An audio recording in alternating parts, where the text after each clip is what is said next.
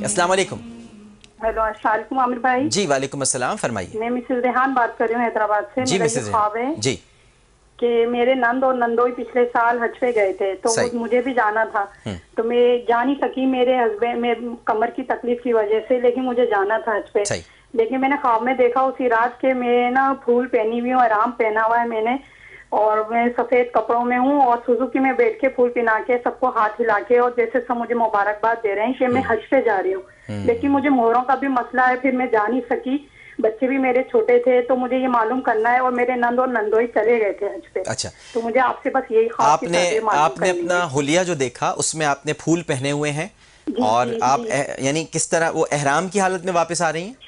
نہیں میں جا رہی ہوں ان کے ساتھ، جیسے اب میں جا رہی حج پہ جا رہی ہوں. رات کو خواب میں انہوں نے آ کے بتایا ہے اچھا براہ راست کہ ہم جا رہے ہیں، اچھی کو بھی بھیج دیں، اچھا. مجھے بھی بھیج دیں. اور جیسے آپ نے جو کپڑے یعنی وہ احرام آپ نے جو خواتین جی کا جی احرام جو وائٹ ہوتا پہنا ہوا ہے وائٹ وائٹ پہنا ہوا ہے، بالکل اور ٹھیک ہے. پھول بھی پہنے ہوئے میں نے، اور سوزوکی میں بیٹھی ہوں، براہ راست میں نے ہاتھ ہلایا ہے کہ میں جا رہی ہوں حج پہ. جب آپ اٹھیں تو آپ کی کیفیت کیا تھی یہ خواب دیکھنے بس کے مجھے بعد؟ بہت خوشی ہو رہی تھی، خوشی ہو یہ رہی میرا تھی. دل عجیب سا ہو رہا تھا سارا دن کہ میں نے یہ خواب دیکھا. اب آپ سنیے علامہ حمزہ علی قادری صاحب کیا تعبیر بیان فرما رہے ہیں.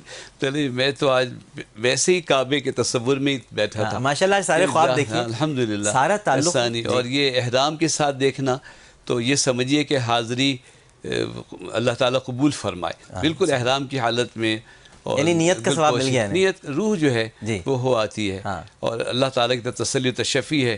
اور دوسری بات یہ کہ یہ اپنے خاندان والوں کی مدد کرتی رہتی ہوں گی. ایسے لوگ عموماً ایسے بھی ہوتے ہیں کہ کسی کی انہوں نے پرورش کی ہوتی ہے. ہیں لائن پہ چلی گئی؟ آپ ہیں اس وقت ٹیلی فون لائن پر ہیں؟ اچھا چلیے.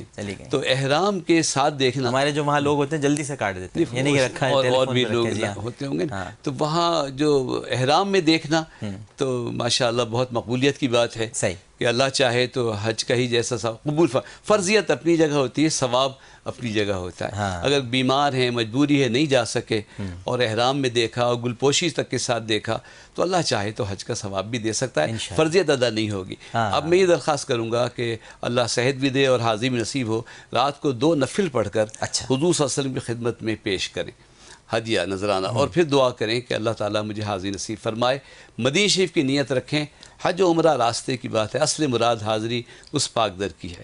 حضور صلی اللہ علیہ وسلم کی بارگاہ میں ہدایے، نذرانے، لنگر، ہر طرح کی چیزیں جاتی ہیں، لیکن حضور کو نماز سے بڑی محبت ہے. جس امتی کی طرف سے نماز کا تحفہ جاتا ہے، حضور کی آنکھوں کو قرۃ عین فی الصلاۃ، تو وہ اللہ نے نماز میں آنکھوں کی ٹھنڈک رکھی ہے. اب اگر 2 نفل پڑھیں انشاءاللہ تعالیٰ تو کیا عجب اللہ ان کو واقعی حاضری نصیب فرمائے. بالکل صحیح.